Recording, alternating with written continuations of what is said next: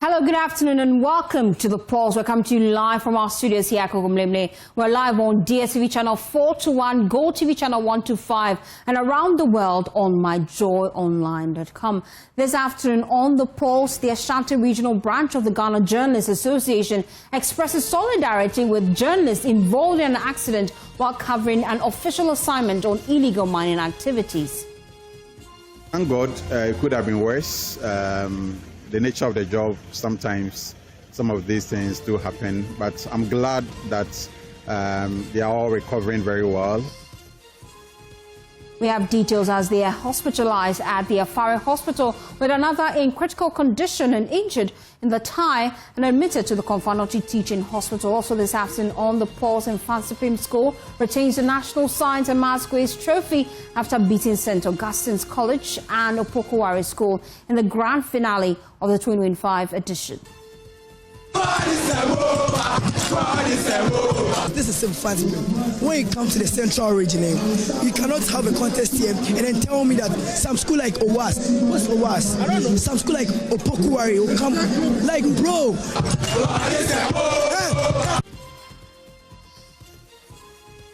And we'll have a conversation with the contestants here on The Pulse. Also this afternoon on The Pulse, we'll take you live to Press Center, where Strategic Mobilization Limited is about to hold a news conference responding to allegations of corruption leveled against them by the OSP. We have details of that here on The Pulse. The Pulse is always brought to you by Deaf and Drill Cough Expectorant. Deaf and Drill, breathe easy, feel better. My name is Faustina Safo. Please stay with us. Bulletin from Press Center here on The Pulse, where Strategic Mobilization Limited is about to hold a news conference to respond to various allegations leveled against them by the Office of the Special Prosecutor. We're crossing over live shortly. My colleague Kenneth Jesse is on that beat for us, and he will be taking us through what key things is coming up at that news conference, which is about to start. Let me take you there live.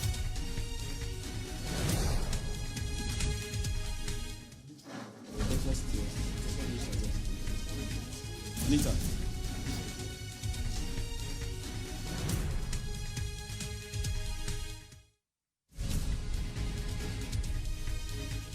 See, an official of Strategic Mobilization Limited, they're about to hold a news conference. If you've been following the concerns, really, okay, I'm told they have started. So rather than give you a background, let me take you there live. I'll be back to give you a background why this is happening. My name is Cephas Boyo. I am with Ohiniba Edusi Poku Esquire. We are the lawyers for Strategic Mobilization Ghana Limited, SML. Also here with us are the technical officers from SML. And when we get to maybe where you ask technical questions, they will assist us to respond to them. Okay, so ordinarily, as lawyers, we do our talking in the courtroom. However, because of the barrage of misinformation and skewed investigations, especially by the OSP, and an agenda set by the OSP to use the media to run down SML. The reason we have called for this presser. Now, earlier this afternoon, we delivered a comprehensive response to the President of the Republic of Ghana on his directive for the contract between Ministry of Finance, GRA and SML to be terminated, which hinged largely on the report of the OSP. In the letter submitted to the President and also to the Attorney General, we provided documentary evidence to each and every paragraph and elaborated on the true and accurate picture of the GRA Ministry of Finance SML contract. We are confident that a review of the documents presented to the President and the AG would help them appreciate the matters and form a fair and independent opinion on the termination directive. Our goal today with you, the press, is not rhetoric, but also to provide clarity and evidence. Please note that we are here to provide you with evidence. Given the extreme, deliberate misinformation in the guise of investigation, and then also distortion and political coloration by the OSP of the facts concerning SML's operations, ownership, and institutional collaborations. We also seek to set the record straight based on official documentation from the Ghana Revenue Authority, the National Petroleum Authority, the Ghana Standards Authority, the Ministry of Finance itself, and other statutory institutions.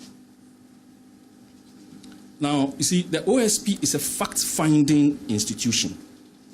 Its mandate, we all know, is to investigate alleged corruption and corruption-related matters, and to present its findings and evidence before a court of competent jurisdiction for adjudication.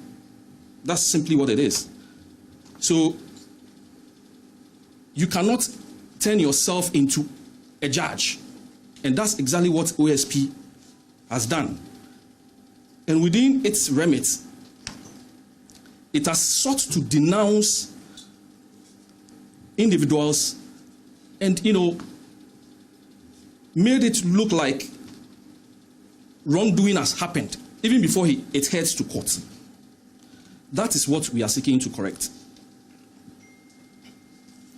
We are here to respond directly to the OSP. As for what we are sent to the presidency, we expect that the presidency will take their time, look at the evidences that we have, the evidence that we have provided, and take a second look at the termination directive.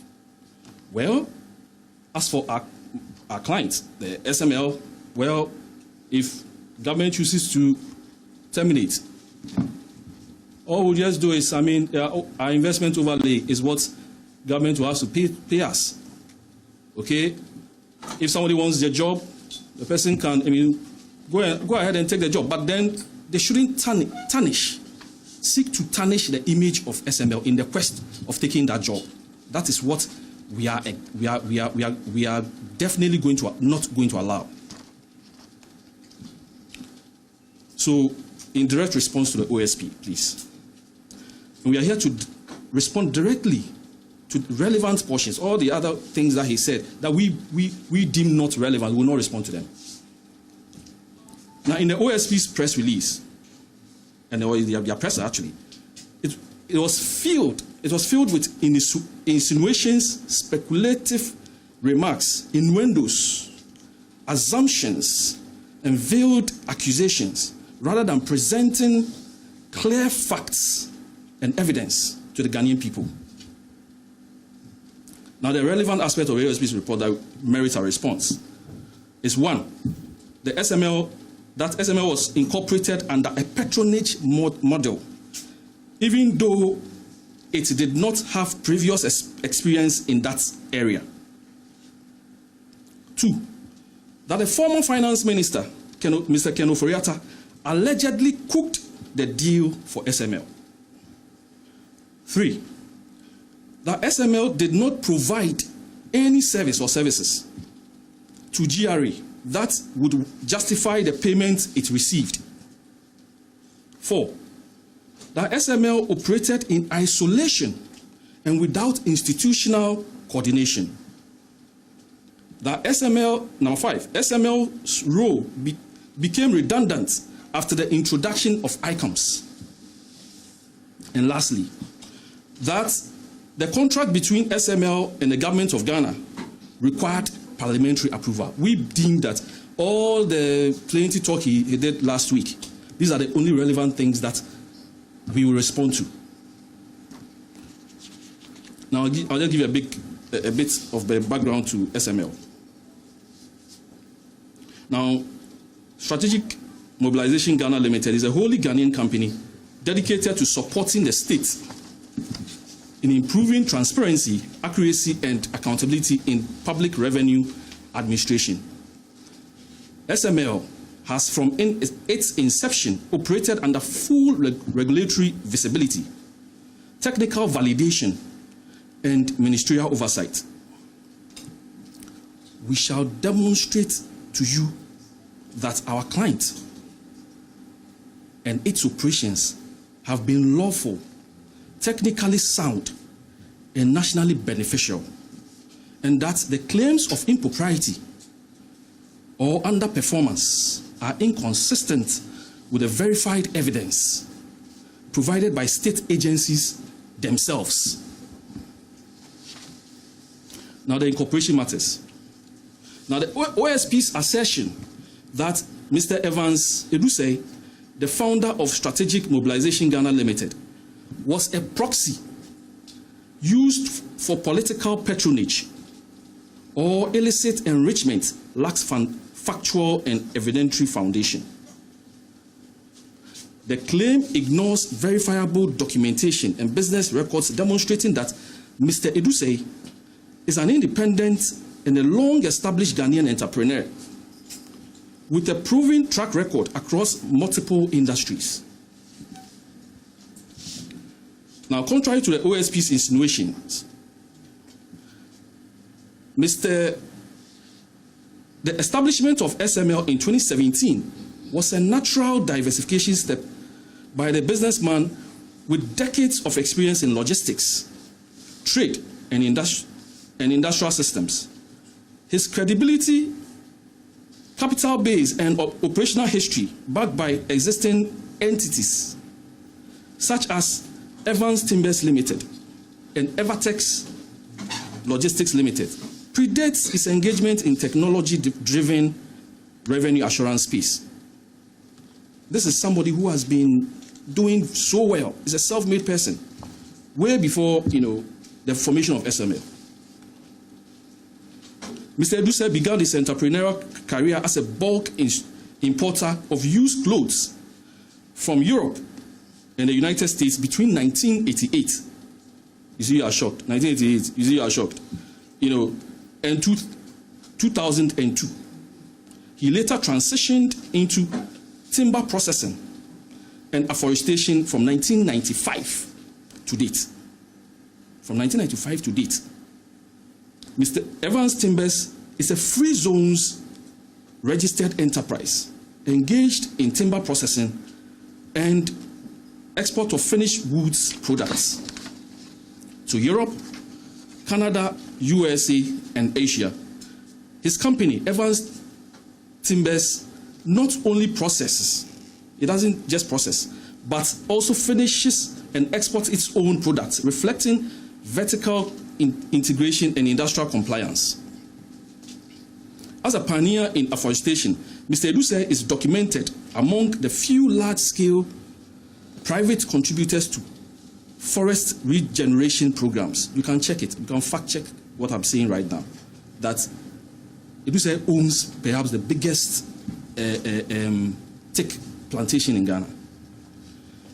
In 2003, Mr. Edusei established Evertex Logistics Company Limited. It's a company specializing in mining support services, heavy equipment supply, and stockpiling operations. The company supplied major multinational firms such as WBHO, South Africa, Newmont Ghana Limited, Goldfields Ghana Limited, and Anglo Gold Ashanti, demonstrating its established industrial and logistical footprints long before SML creation. You see somebody like this was used as political patronage. It's sad. You don't do this to ourselves. There is no evidence of political sponsorship, procurement influence, or financial impropriety linked to Mr. Edusei. You can check. If anybody has anything like that, let us know. His business profile, long-standing commercial reputation, and proven competence is regulated in regulated sectors refute any notion of political fronting. Mr. Eduse is a self-made industrialist whose integrity,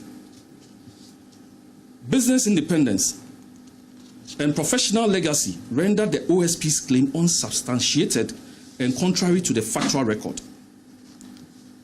Now, how did he form SML in the first place? Now, the need for SML's contribution in revenue assurance was necessitated by Mr. Eduse's reading of the Auditor General's report between 2012 and 2016. So if somebody says that there is no need, please just refer the person to the Auditor General's report from 2012 to 2016. The need assessment were done there. The need for the service that Mr. Eduse rendered the country is in there. And all these reports were laid in Parliament. You can fact check that. Of course, we all know that all these reports annually goes to Parliament. Check them out and see whether the need wasn't there. The reports documented extensive control failures within the GRA Customs Division, missing declarations, undervaluations, forged exemptions, and unenforced bonds, costing the state over 1.67 billion in revenue losses. Given Mr. Eduse's credentials as enumerated, it is clear that this is not someone who could easily be used by Mr. Ken Ofori-Atta to establish SML in the manner alleged by the OSP. And therefore, SML's establishment it is a policy-driven corrective measure by Mr. Eduse. Now, I would like to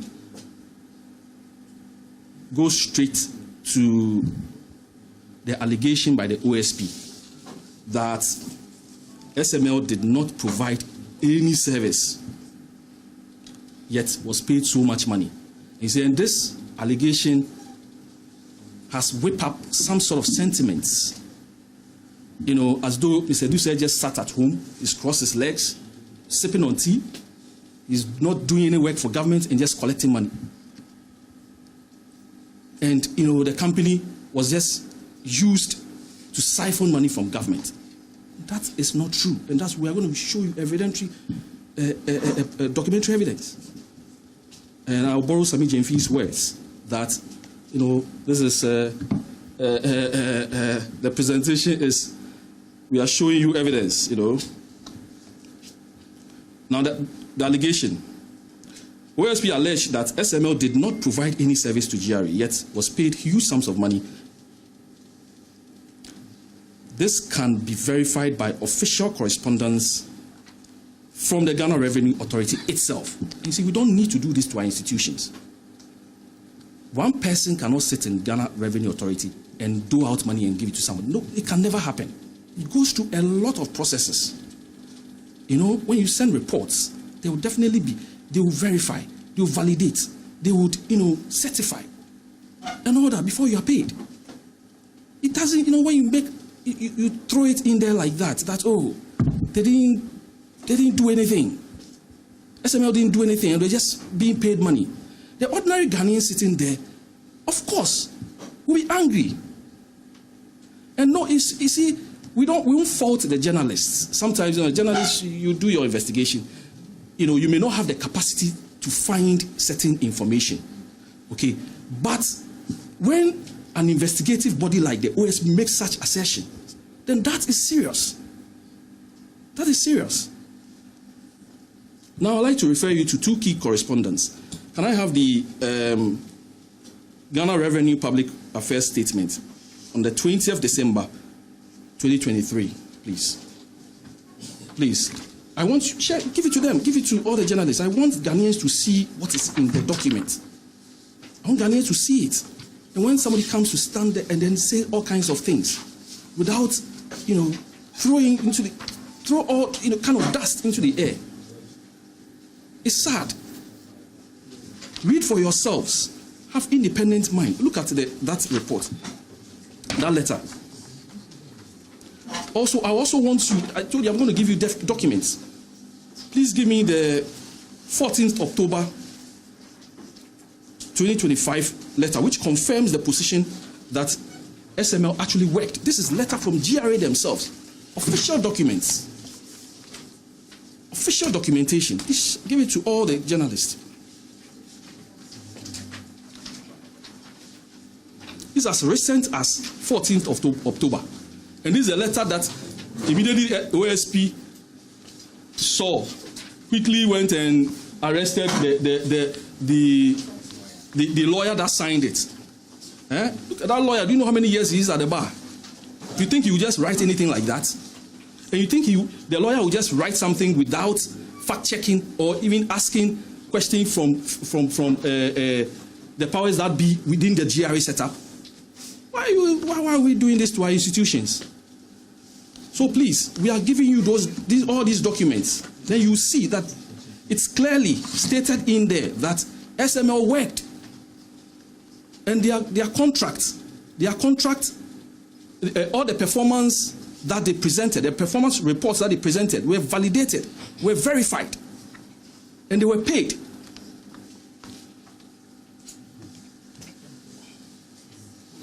Moreover, SML's audit reports detected under declarations, misclassifications, and bonded warehouse leakages, leading to official post-entry adjustment and recovery actions by the GRA.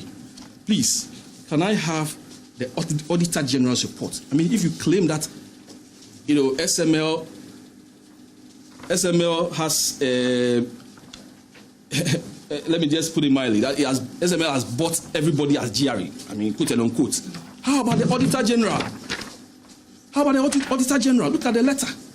Auditor General's report, dated the 5th of November, 2020. This is the, and you conduct investigations and you leave out critical information like this because it will not go in a favor. Because it will go in a favor of SML. Please, we are providing you all these documents. Have an independent assessment of them and tell for yourself whether SML worked or not, and whether the payments given to SML are justifiable or not. In summary, the GRA and not SML retains the cost. They are the custodians of the verified evidence of performance, and their letters affirm that SML delivered value, compliance, and measurable fiscal impact. The person benefiting from the services of SML is telling you that, yes, I've benefited. Then you say, no, SML has not done anything. Please, read the reports for yourselves. Read the letters for yourselves. And tell the Ghanaian people whether SML has worked or not. Ladies and gentlemen, the OSP's claim that petroleum revenue gains since 2020 resulted from natural consumption increases is a fundamental misrepresentation.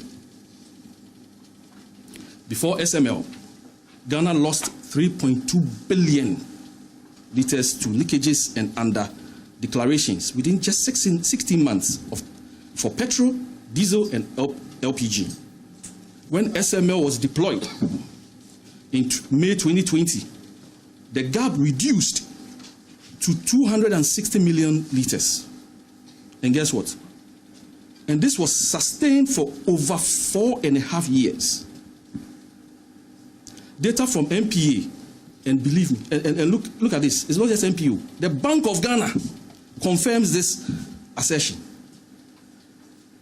The Bank of Ghana. And somebody says, nothing was done. Really? I mean, why are we doing this to our state institutions? This very same state institution is telling you that, no, the people have worked. Now, SML closing loopholes.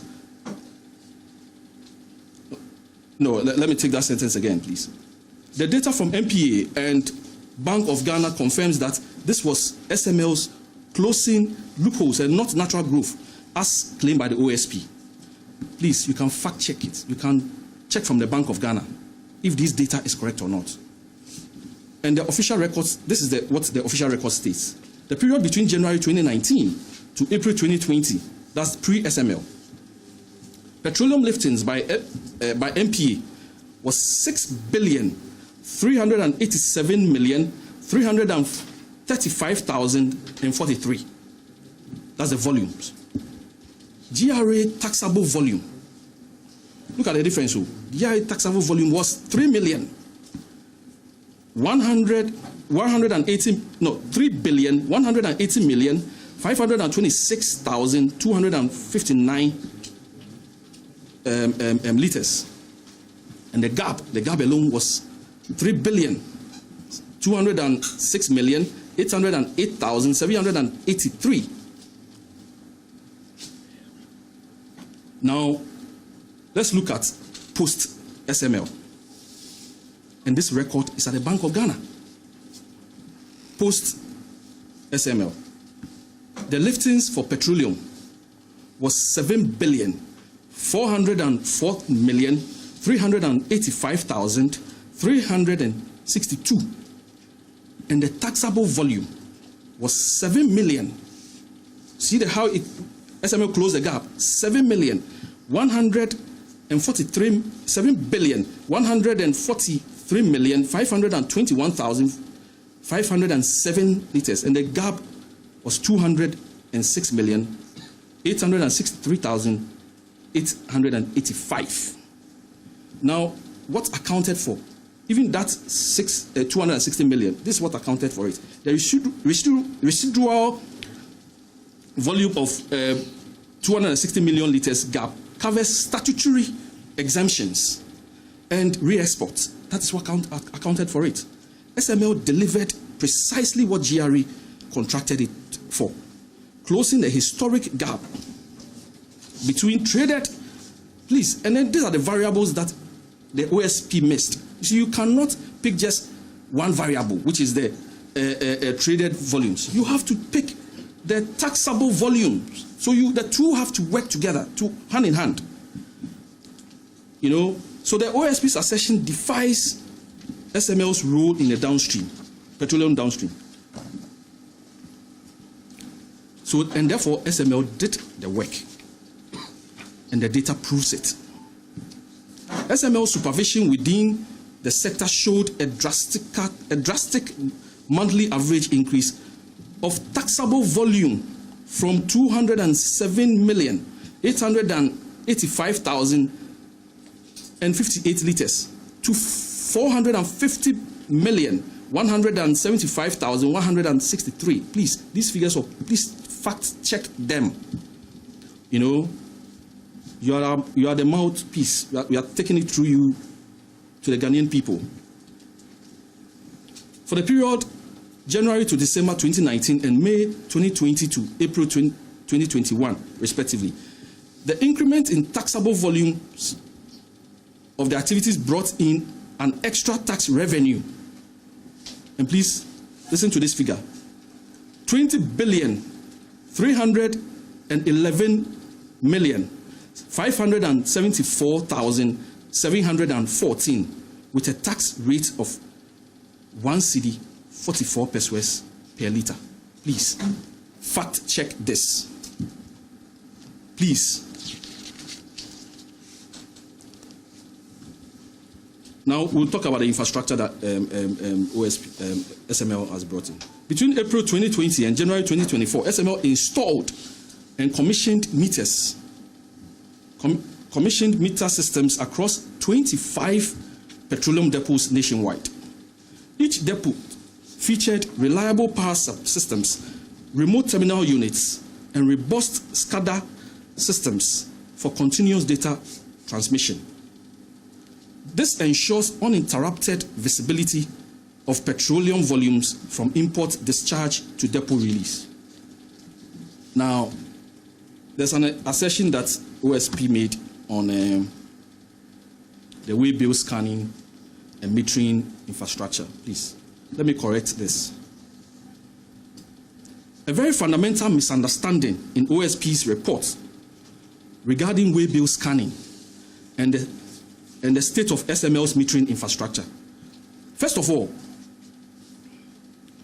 SML's metering infrastructure has been under continuous 24-hour surveillance from the very first day of its deployment up to this moment.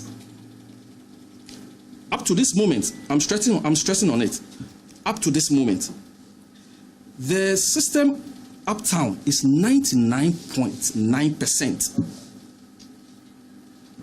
It has never gone down. Not for a single operational day. It's never. So the notion that SML resorted to waybill scanning because metering failed is technically impossible and factually incorrect. The meters have never failed. The waybill is the only document authenticated by every stakeholder involved in the petroleum liftings. And there is no legal point the OSP. There's no legal point. Sorry. There's a legal point actually the OSP missed completely. If there is ever a dispute between an oil marketing company and the GRA over taxes, the only evidence is a physical waybill and not the data in DMS or ICOMS. No, it's a waybill. So what did SML do? See, the electronic data may support analysis, but it is a waybill that carries evidentiary weight in litigation. It's a waybill. So the OSP's conclusion that the waybill scanning was a sign of system failure simply shows a lack of understanding of the petroleum business in the downstream operations. SML used waybill authentication not because metering failed, but because it is a correct and risk-based method of resolving discrepancies outside the ICOMS and ERDMS, that ecosystem. That is the only, the OSP should have sought some education, respectfully, in the field before making that assertion. Because see, claiming that, SML resorted to waybill is incorrect, totally incorrect. Now, to ensure global standard accuracy, SML engaged certified Holy World engineers from the United States, India, Egypt, South Africa, and the Philippines, all legally admitted under Ghana Immigration Service visas. For some, we can't give you those information, but we've sent them to the presidency. These international consultants worked alongside Ghanaian engineers during installation, calibration, and system integration phases. Now, catch this as well.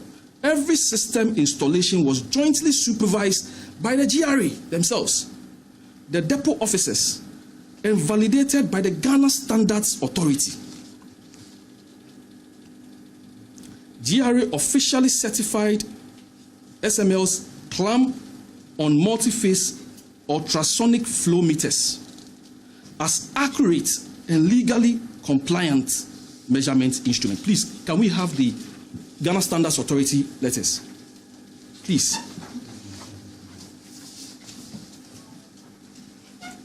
And this is an institution. We are building institution. They have given letters. They have given certification. And somebody says no. Now, listen, SML, the OSP made an assertion on automatic tank gauging. Please, you got it all wrong there. SML voluntarily installed automatic tank gauging systems in the depots, even though it was not part of the contract, the original contract. Automatic tank gauging was not part of the contract, but SML installed it for a very reason, that they wanted some reassurance, because remember that SML's contract is based on performance. So the more they are able to give accurate measurement, that is where they also make money. So they decided to fix the automatic gauge system, and they fixed it on 8 of them, 8 of the depots. And all the rest are still sitting in the warehouse, waiting to be deployed. But there have been some issues with some of the depots, that's why those ones haven't been installed. But it has got nothing to the metering. It has absolutely nothing. Now the remaining sites await approval for installation. The investment was made at SML's own cost, not the state, underscoring the company's commitment to fiscal accuracy and transparency. Now, SML's downstream system integrates order placing, meter readings, electronic way bills, tax reconciliations, and creating a closed-loop assurance network, and eliminates volume manipulation and strengthens revenue visibility. In effect, SML achieved a full depot coverage, redundant power backup, standard systems, and internationally certified data integrity, a model that surpasses the contractual obligation with GRA and sets a new industry benchmark for petroleum revenue assurance. That's what SML did. Now, this is the part that I feel sad when we denigrate our own institutions. The OSP claimed that SML worked in isolation and without institutional coordination. The record shows the opposite, and I'm going to share all with you. I'm sharing every single one with you. So you make the decision yourselves, whether we are telling the truth or is the OSP spewing falsehood. Between 2020 and 2024, an extensive documentary trail demonstrates structured collaboration between GRA, MPA, Ministry of Finance, GNPC, Petroleum Commission, Ghana Standards Authority, and key industry operators. Now, please give the letter from MPA, dated 10 February 2020, and check who signed. Please look at it. Who signed that letter? Al-Hassan Tampoli. Please also look at the GRA SML Ghana National Petroleum Commission correspondence, April 2023, and check who signed it. Why are we doing this to ourselves?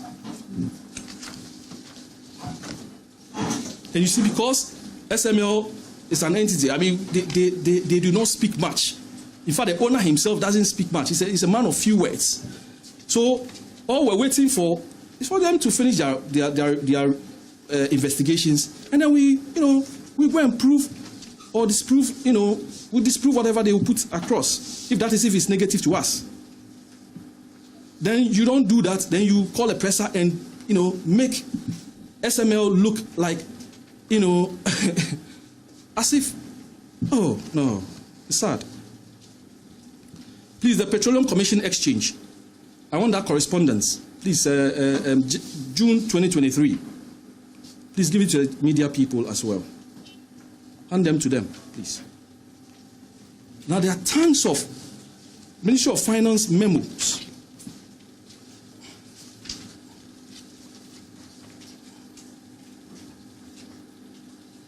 Ministry of Finance memos from August 2023. Please hand them. And there's MPA circulars, September 2023 and July 2024. Please hand them all to them. I want the general, let them see for themselves. Let them see for themselves. Hand them all to them. These are official documents. Official documents. There's a Ghana Standards Authority certification, October to November 2024. Please give it to the journalist. Tell our story for us, and the lies should stop. The falsehood should stop. If somebody wants their job, please go and lobby for it. But don't tarnish anybody's image. Don't tarnish SML's image to go and get a job. Don't do that.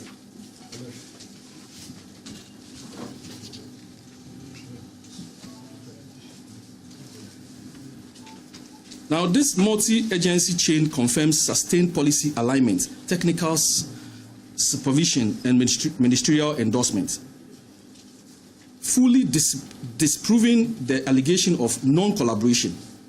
SML's work exists within a coordinated institutional ecosystem and not in a vacuum as alleged by the OSP. Now, the OSP made an assertion that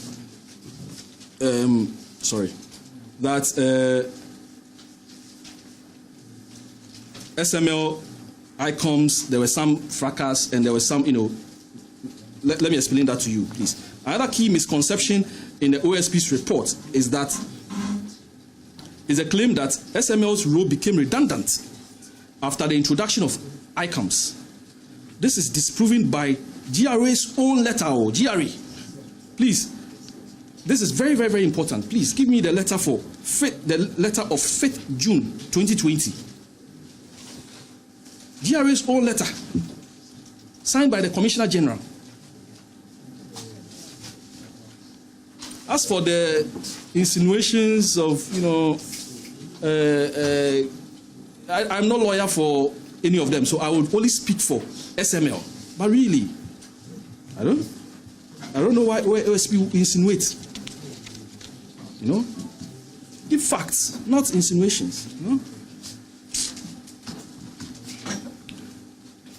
The correspondence confirms SML's integration within ICOMS as an external validation layer and not a redundant entity. The deliberate omission of this very important letter in the OSP's report tells his skewed and prejudiced mind in the investigations it conducted. SML's mandate under ICOMS provided the state with an independent control mechanism to monitor digital systems output and detect abnormalities that internal users might overlook or override. A best practice governance safeguard and not a duplication. It's never a duplication. The question here to ask is, how can ICOMS provided an assurance on its own platform? How can that happen? Now, I'd like to speak on the parliamentary approval distortion. Ladies and gentlemen of the press, another major misconception and misrepresentation by the OSP relates to the claim that the contract between SML and the government of Ghana required parliamentary approval under Section 33(1) of the Public Financial Management Act. This claim is factually incorrect and inconsistent with national practice. Let me be clear on this. The GRA SML contract did not create any multi-year financial obligation. It didn't. There was no debt exposure, no contingent liability. In fact, no contingent liability on government. Absolutely no, none.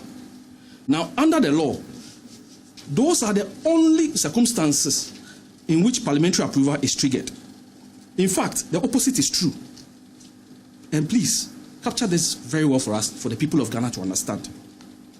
SML funded 100% of the project from its own resources. Every tool, every meter, every server, every solar system, every ICT device, every fiber link, every installation was imported, installed, operated, and maintained at SML's own cost. And more importantly, SML paid all import duties, VAT, levies, and statutory charges. exceeding over 500 million Ghana cedis. And this excludes actual investment. So, if you want to rush to terminate, we are there. You will pay for all that. If that's what you want to do, go ahead. Government did not pay a peswa. Government did not guarantee anything. Government did not provide capital or assume any risk. In fact, government had zero exposure. Zero exposure.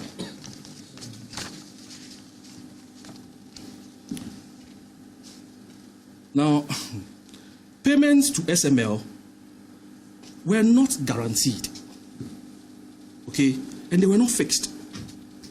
In fact, they were not automatic, as being banded around. No, they were strictly performance-based. Performance-based. So when you issue your monthly reports, then VRA does the verifications, and then through through their acceptance and all that, and then they do certification. So it is untrue. So untrue that SML was just not doing anything. They were not presenting monthly, reports. They were just being paid. It's untrue. Now, this model has absolutely no resemblance to the type of contracts that require parliamentary approvals. And please, I want to add to this, for decades, no multi-year contract within GRA, MPA, customs or related agencies, now including West Blue, GCNet, Ghana Link, that's true, ICOMS, the ICOMS operators, Electronic Cargo Tracking Service Provider, Rock Africa, MPA Fuel Marking Service Provider, National Technology Limited, ERDMS. None of these contracts, not even one. So the question is simple. Why is the OSP signaling out SML for a requirement that has never been applied to any other wholly Ghanaian company operating in the same regulatory environment? Why? In fact, there is no precedent, absolutely none. Therefore, there is no factual justification that to the assertion by the OSP. The evidence we have presented to the presidency and the Attorney General shows clearly that the OSP's position is based on a misclassification of the contract. In fact, we have taken heaps and tons of documents to the presidency for them to take their time to, analyze it. And I'm sure they will have a second thought on the termination thing. They will. But if they don't, whatever is due us, we'll take it. SML's contract was lawful, compliant, risk-free to government, and aligned with long-standing public sector practice.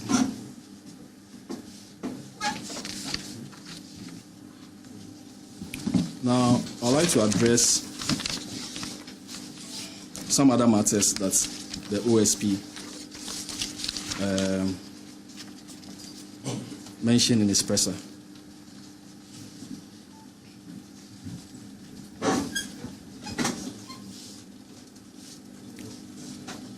Now, the OSP's assertion that 125 million Ghana cedis is to be recovered by the state from SML has no factual and evidentiary basis. It is mere conjecture, and he's just whipping up unnecessary sentiments against SML. In fact, the letters we have given you, the 14th October letter from GRA, they stated clearly that SML has discharged all its duties. SML did everything. In fact, maybe I should read that letter verbatim. Can I have that letter?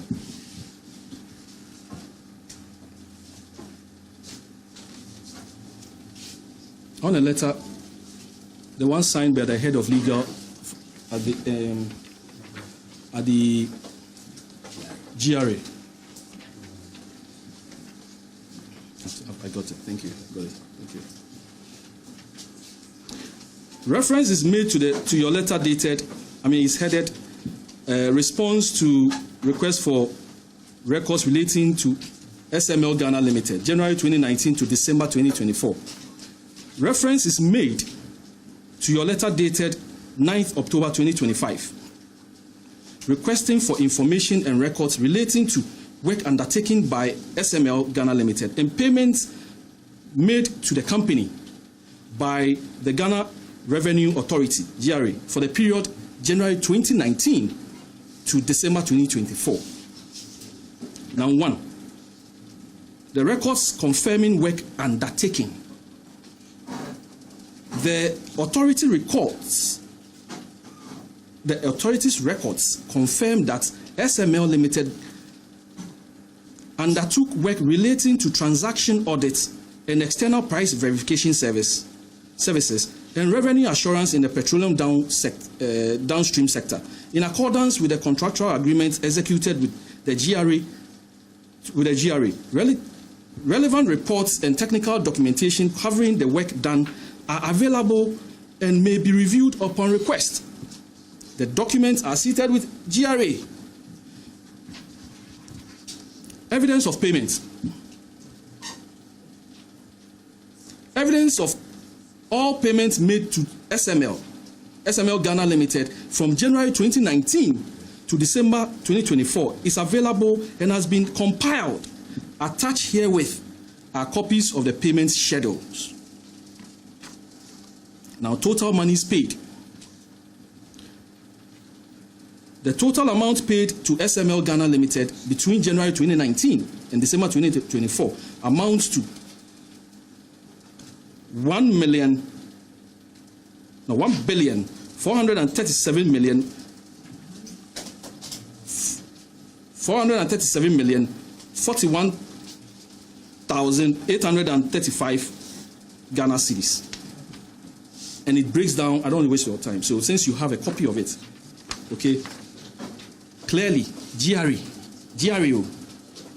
they themselves have confirmed that SML, undertook work with them. GRA, their own letter, official document, and it's signed by a very senior lawyer. Please, can I have this? Now, as I said, things that do not relate to SML, I will not comment on it because I'm lawyer for only SML. I'm not lawyer for Ken Ofori-Atta. So I will not make comments with regards to some of the assertions he made in his presser regarding Ken Ofori-Atta. I will not do that. Even for GRA, I wouldn't have mentioned it, but this letter is very important. That's why I reference it. And you see, Mr. Evans Edusei, yes, he's a timber merchant. Yes, there's nothing wrong with that. In fact, our own father, His Excellency John Dramani Mahama, is a farmer. He touts it that he's a farmer. But it doesn't preclude him from having innovative ideas. So if he takes the Auditor General's report and he looks at it, in fact, as we sit now, presently, there's Public Accounts Committee hearings going on. Are there not? Yes.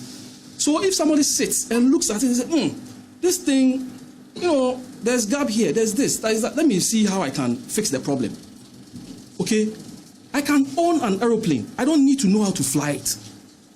I'll bring in a person who know how to fly it. And that's exactly what SML did. Yes, he's a timber merchant. In a sarcastic manner in which, the OSP describes it, a timber merchant. And so what? Does it preclude him from having innovative ideas? You see, if other investigative institutions had done this investigation, I'm sure they would have done better. And I'm not surprised that the Attorney General requested for the docket.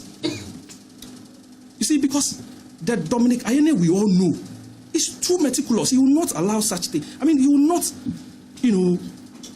churn out such a report. He will never do that.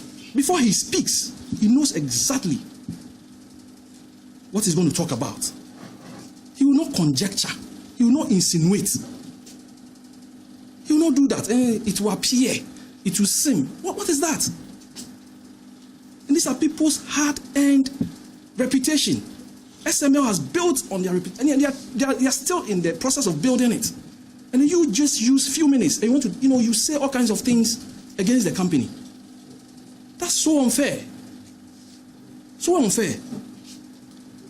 And you see, again, the OSP rubbishes every other report. In fact, even the KPMG's report, he rubbishes it. The part that goes in favor of SML. He said, I don't agree with it. I disagree. And so what? KPMG has more knowledge in that field. And they have come out with a report. So you are picking and choosing. In fact, it is the basis for which we took our response to the presidency. Because you see, I believe that the person of the president's caliber, he will not make decisions just like that. So perhaps he hasn't seen our side of the story. So maybe in the principle, in the light of all the autonomous party rule, we want him to look at our side of the story. That the assertions that he hasn't worked, SML hasn't worked, SML hasn't done this. We have sent all the documents to him. He should look at it and tell the Ghanaian, is it true that SML didn't work? Yet we were being paid. That is the basis for which we've taken all those documents to the presidency and then also to the Attorney General. Because for me, the presumption, yes, we know that the termination directive, as presumptively, will be that it is the Attorney General per Article 88, that because Attorney General is the government's lawyer. So perhaps they know. But I can tell, I believe strongly that Attorney General was not the one who advised government to do that. I can believe, I'm so sure. Because he's too meticulous. Attorney General will never do that. I believe strongly. And then you see, right after the OSP's presser, then they went on a barrage of media campaigns. I mean, the entire week, OSP staff are in Adom FM, are here, are there, running the company down. You see, so if, like I said, as lawyers, we only do our talking in a courtroom. But if we sit down, by the time the matter even gets to court, you'd have tarnished, the company would have been, and people will not even understand. Because see, with all these documents, if this matter ends up in court, the balance will tilt more towards SML, frankly. I mean, because, and Ghanaians may not understand, people will not understand, but these people, OSP said they were not doing anything, and now the court has ruled in their favor or something like that. I mean, we don't want that to happen. That is why, and we don't want Ghanaians to have the wrong impression. That is why we are organizing this, to make Ghanaians understand. Through you, these documents must be seen by Ghanaians. They must be seen.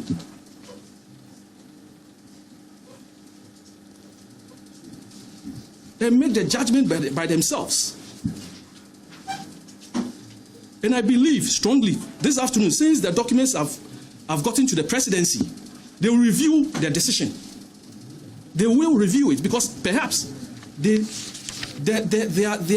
decision to direct for the contract to be terminated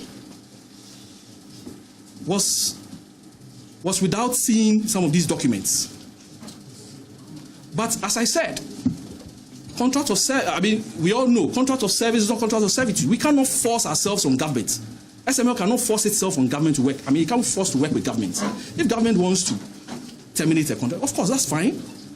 Government can, we will go through the process, and what is due SML, we take it. And in an investment overlay, will be told everybody. The huge investments that have gone into, all the, the equipment and all that have been brought.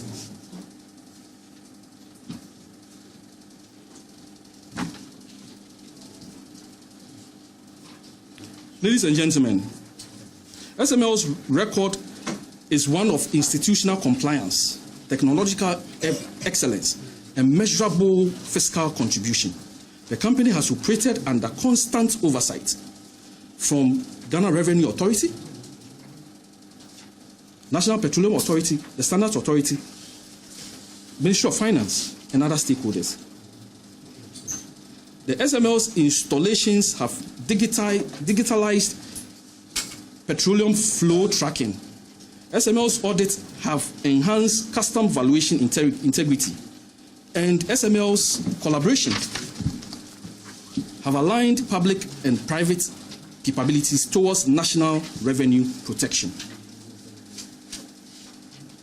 SML's work has never been secretive. It's never been secretive, has been, alleged. You see, and President Mahama always says something. I mean, he always says something that, you see, when a lie is told over and over and over again, then it will it will appear to be, people will begin to look at it as a truth.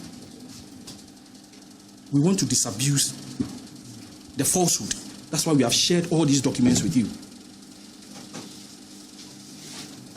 The lies ought to stop. I mean, if anybody wants that job, please go through the right mail and get it. Go and lobby and get it. But don't run around and make comments tarnishing the image of SML.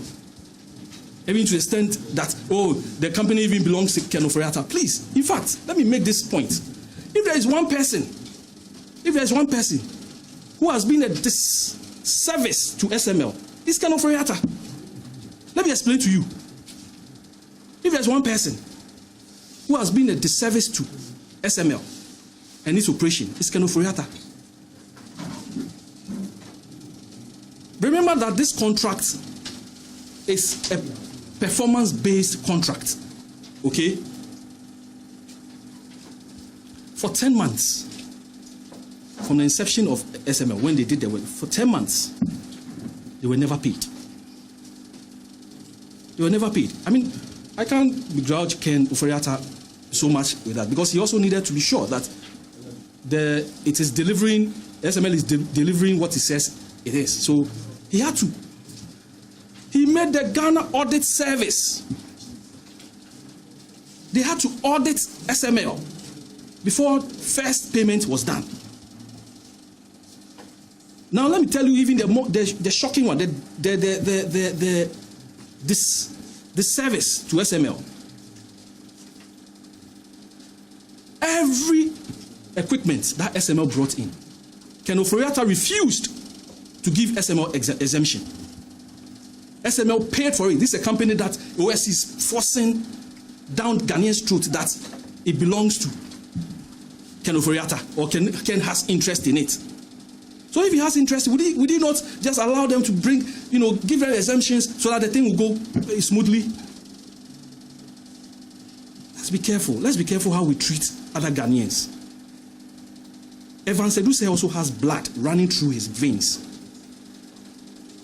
Don't force what is not there to be there. Don't do that. And because he doesn't talk much, you run him down like that.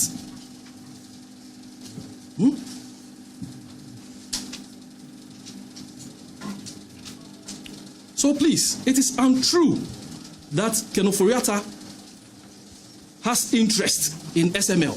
It's untrue. SML is an independent, it is wholly for Evans Edusei. It's wholly for him. And for a serious investigative organization like the OSP, you do not work with insinuations. You don't say it will appear as if, it looks like. You don't work with that. Well, circumstantial evidence, but you see, you have to be, when you're piecing them together, you have to be careful. And then you don't come and run down the person like that. You don't do that.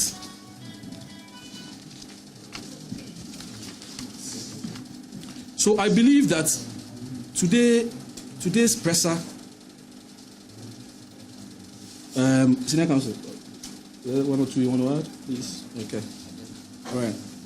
So, the presser is mainly to stop the misinformation and also to let Ghanaians know that we have presented evidence to the presidency showing that everything the OSP said was untrue, and for them to relook at the termination directive.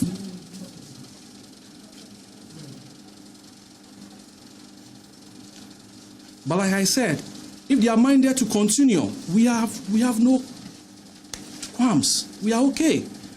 We will just have to go through the processes so that whatever is due SML is paid to them. It's as simple as that.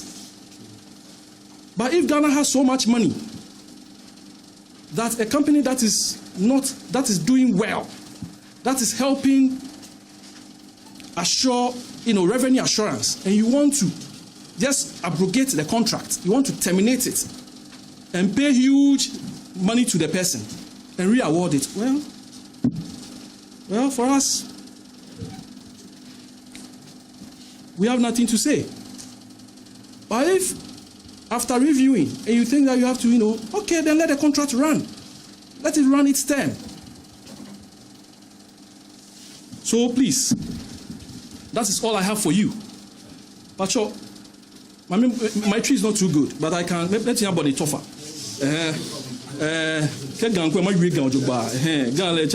It's impeccable.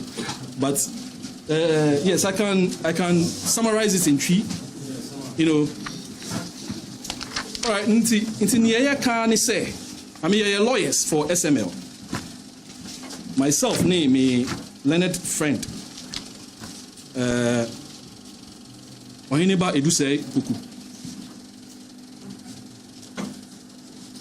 My name is Cephas Boyo, actually. Yeah. Can say the documents response for SML on the termination directive, akoma the presidency. Say omun shim. Say ye didi pa say nyoma bi wo ho a omun. Well, you just heard the lawyer for SML just giving a background to some of the key allegations that the OSP have made within the couple of days in the public space about the operations of SML. Now, if you just tune in, just to give you a little background, SML have been responding to the claims of no work done. They've been providing the media with documentation that proves that throughout their contract time with government, they have provided services that warranted the amounts that they received from the state. They also disassociate themselves from the OSP claims that the company is linked to the former finance minister, Ken Ofori-Atta.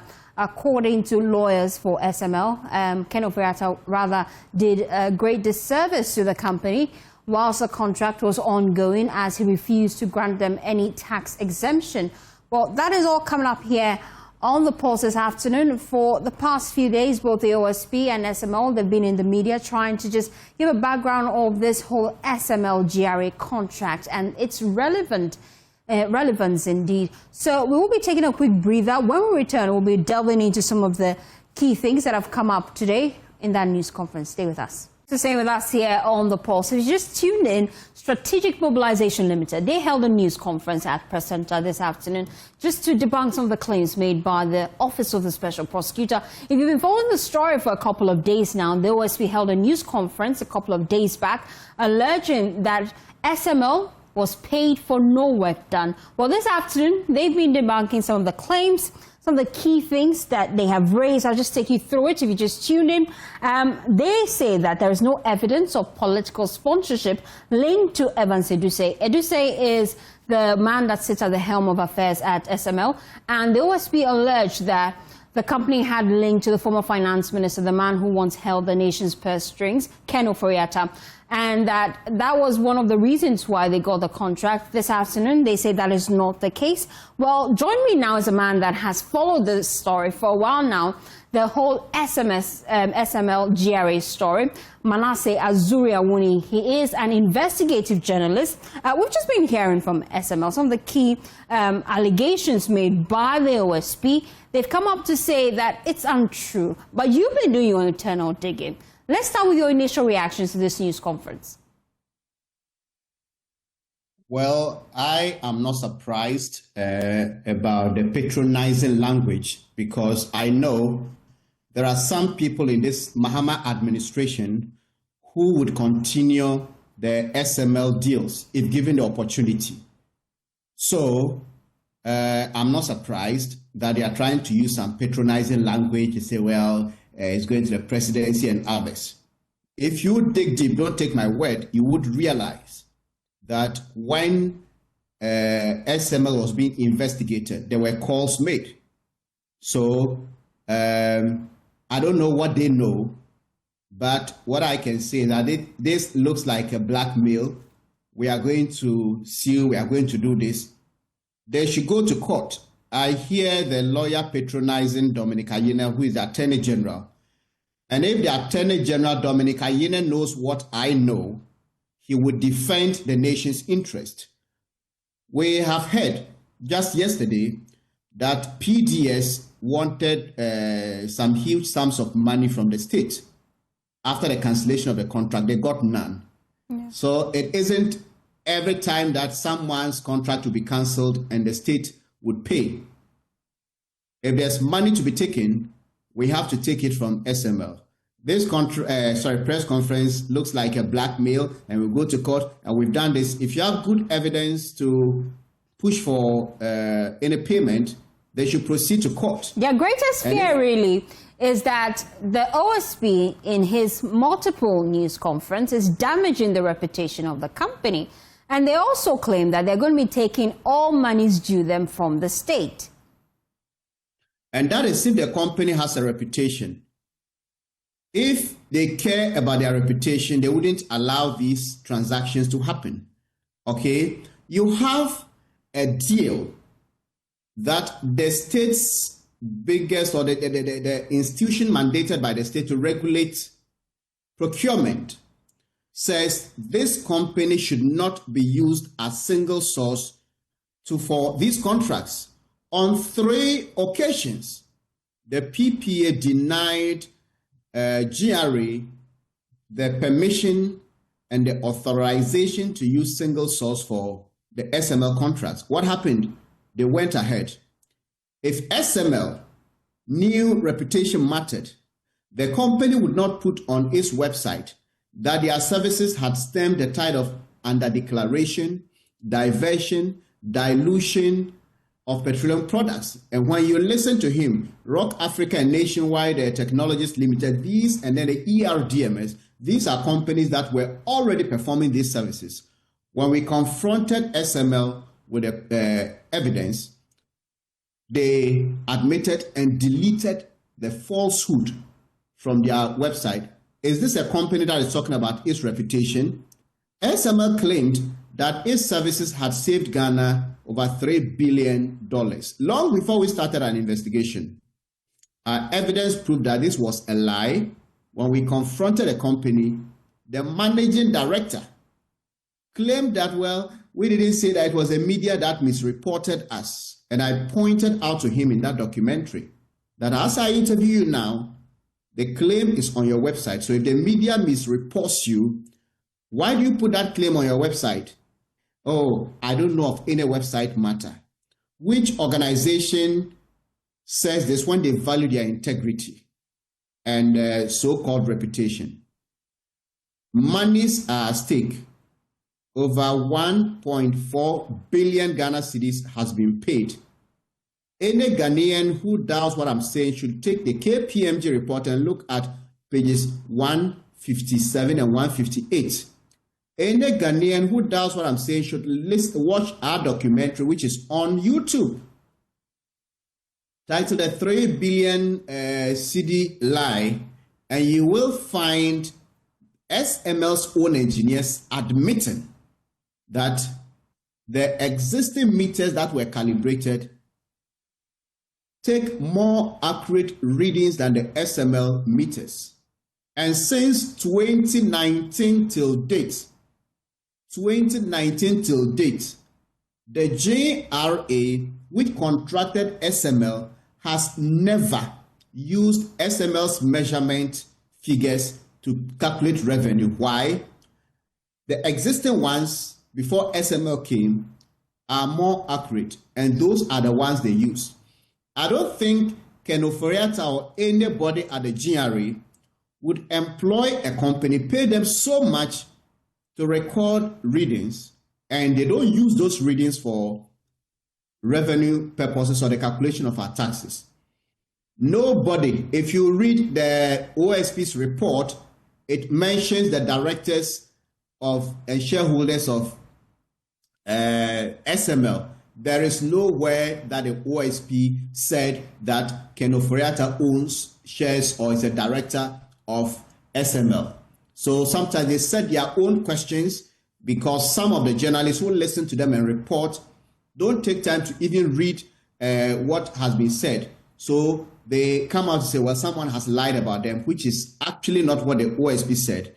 The OSP at a press conference mentioned the directors and also the shareholders of SML. And there is nowhere in that press conference or report that Ken Ofori-Atta features. And it is also not true that Ken Ofori-Atta was someone who was a disservice to SML. There is evidence, and I've posted letters on all my social media platforms as we speak, that Ken Ofori-Atta was actually pushing for the expansion of the SML contract. They also alleged today in that news conference that Ken Ofori-Atta actually did them a great disservice because he was actually one of the stumbling blocks in the company's way, especially not giving them any tax cuts. That is not true. If you are taking money for a needless service and you are making so much money, I don't see how anybody would want to take tax cuts. And it is false that their contract was based on performance. They were paid fixed amount. Faustina, take it from me. Take it from any SML member who appears on your show that he should show you the contract and where the terms of payments are. The price verification contracts at the port, they were taking a fixed percentage from whatever we import. It's like tax. If anybody bought petroleum product, if you pump any liter of fuel into your car, anywhere in this country, as soon as the fuel came through into the system, SML was entitled to 5 pesos per liter. And that 5 pesos may seem very small until you multiply by the hundreds of millions and billions of liters we consume in a year. What am I saying? Go to the gold mining sector.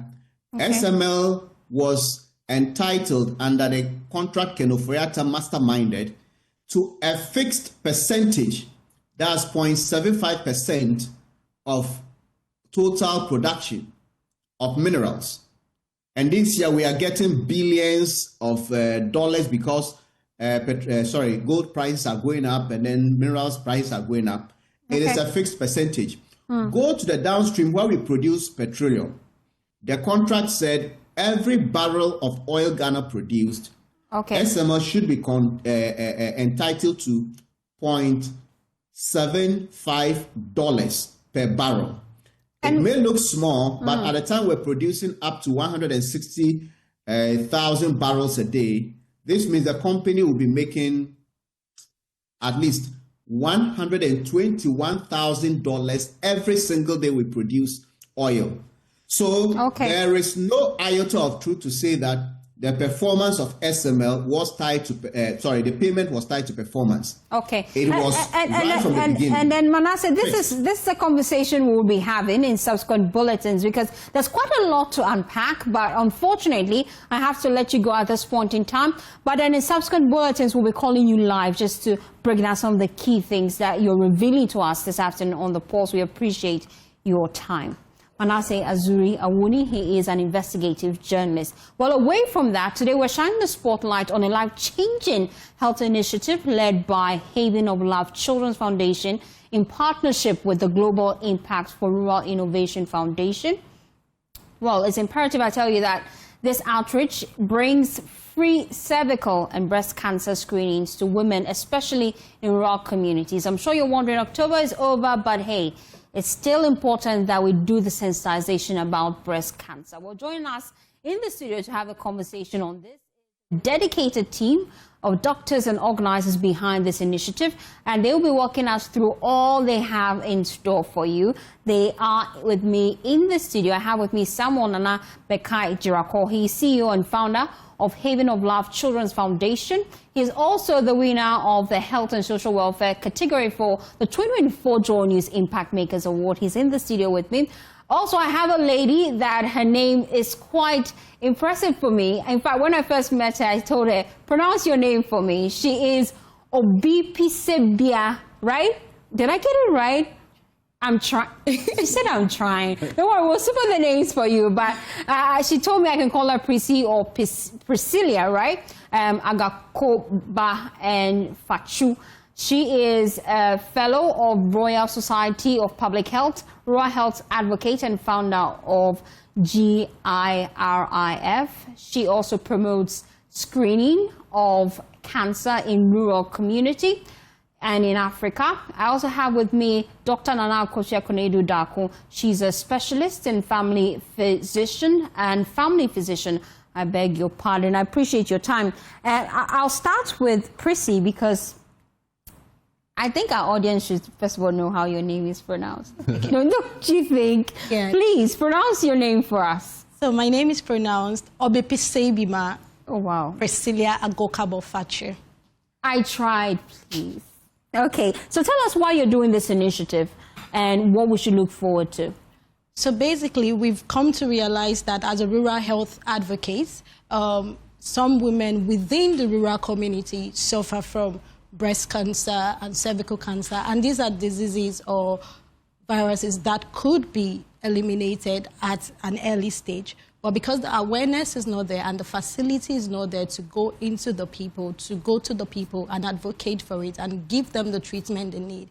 So we came up, Heaven of Love and GIRIF, we decided, okay, since we have the passion, let's go into rural health advocacy and help the people, the rural women there, get them tested and able to flip the situation. So before it becomes critical, let's get them treated at the early stage. And then let me come to Haven of Love. When is this happening? Which areas are you targeting? Okay, so it's happening on the 26th to the 29th of this month, which is November. We are targeting Boku West, rural communities in Boku West District, Garu District, Timpani District, and Binduri District. And we're looking forward to that. But let me come to Doc because we need to do some education here. For most young people, we only get to find out about cervical cancer at our later ages. And for most people who report in the hospital, they arrive at almost the late stages of the virus. Tell us about how to spot it early and what we should be looking out for when it comes to our health. All right. So you pose an important question, how to spot it early. And the challenge with cervical cancer is that it doesn't show any symptoms. Okay, so if you want to spot it early, you have to screen through all the screening modalities. And that's why it's so important to go into the rural areas, because the problem is access and accessibility.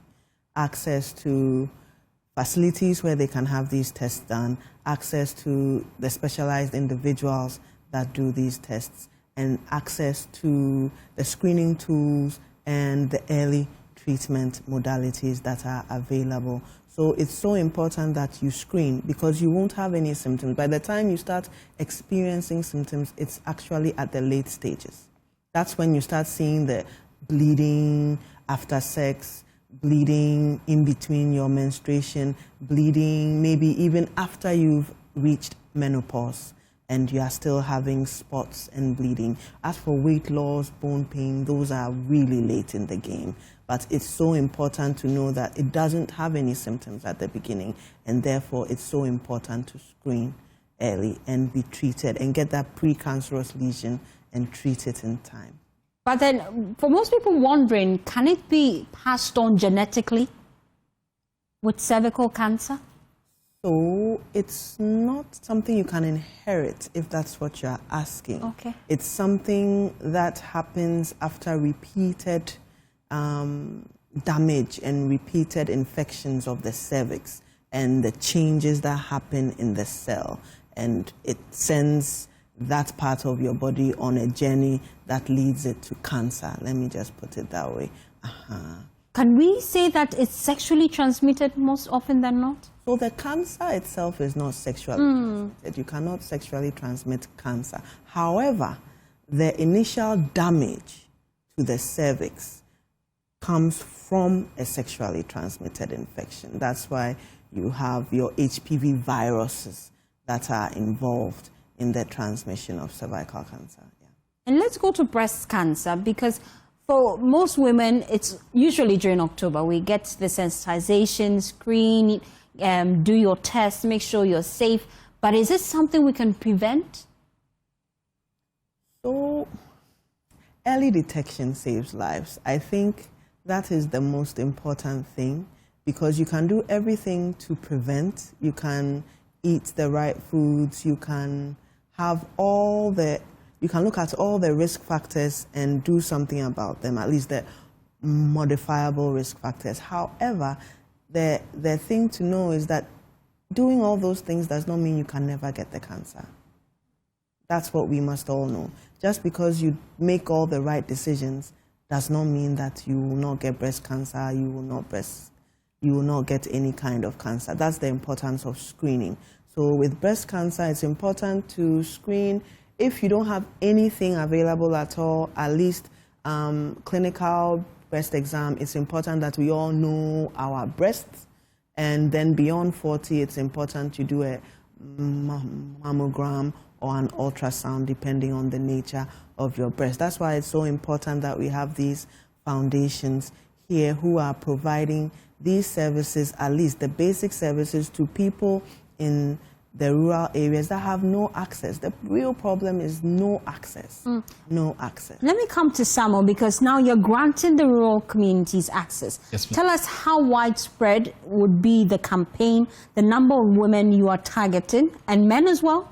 Yes, please. So everything we are doing is tied to finances. So for now, we are looking at 2,000. So if we can get support, and want to say thank you to JoyNews for giving us this platform to have this advocacy. So we've been pushing the advocacy alongside Gareth and Priscilla towards letting people see what we are doing. But we are a young foundation that has no resources, because young people have come together who are patriotic at heart to make change in society. We don't have the funds. We are young people. So if we can do this by ourselves, putting resources together, how much more can we do if we have more support? So we want to do 20,000, 50,000, because there are people there who are prone to some of these things. And many people die thinking they have died out of witchcraft. They have died out of maybe something they don't know they died of. Perhaps it is cervical and breast cancer. And we need support, financial support, to get this done. Okay, let me wrap up with Prissy, really. You need money, clearly. How can they reach the foundation to support financially? And then finally, would you be going to other regions? So we have our website, our social media platforms. We've got our flyers, and we have a brochure here. Okay. And we'll be so glad if JoyNews could also help us, show our contact details up there. Okay. And we will be targeting the Upper East region first, and we'll try to measure our success rate. And from there, we would move to the different regions. I would also like us, from there, we'll move to the central regions, because the women there are really aware of what cervical cancer is and what breast cancer is. And we want to go there. We already have people on board, like Mrs. Callis, that is founder of Clinic Mentorship. So we have them on board. But we want to make sure we succeed at this one we are doing currently. And thank you so much. And this is why we do the JoyNews Impact Makers Award, to put a spotlight on great activities and young minds like Haven of Love Foundation. And this is actually the brochure, you can come to Joy FM. You can actually come here if you want to partner them to have this done. We'll be providing their numbers to you so that you can reach out to them and help make this a reality. My name is Faustina Safo, and that's how we wrap up the pulse. For more news, please log on to myjoyonline.com. Good afternoon.